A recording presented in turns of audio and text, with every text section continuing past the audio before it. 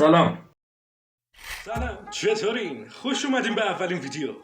اولین قدم. آره میدونم همیشه اولین قدم ها مهمترین قدم و منم از اون دسته از آدمم که همیشه توی این مسئله به دوراهی میخورم. برای اولین قدمم توی هدف نمیدونم کدوم مسیر انتخاب کنم. میگم این خوبه یا این خوبه، نه این خوبه، نه این واقعا بده، اینو نمیخوام.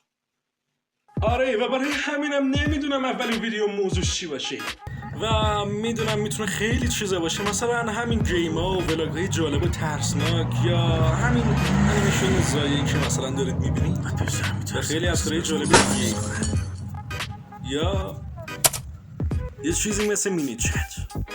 آره میدونم خیلی از دورش گذشته و محبوبیتش کمتر شده، ولی بازم جذابیتای خودشو داره، مگه نه؟ سلام هموطن، چطوری؟ نه شانه حرف زدن ندارم، بی خیال ما. خب اگه حوصله یه حرف زدن نداری پس چرا اصلا میای مینی چت؟ عوضی شرمنده، ولی خب واقعا از اینجور آدم ها بدم میاد که حوصله یه حرف زدن ندارن بعد سر کلشون توی مینی چت پیدا میشه.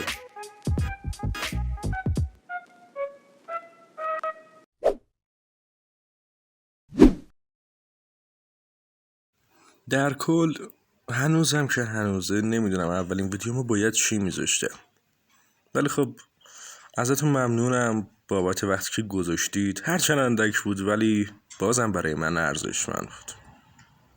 دوستتون دارم. تا ویدیو بعدی فعلا خداحافظ.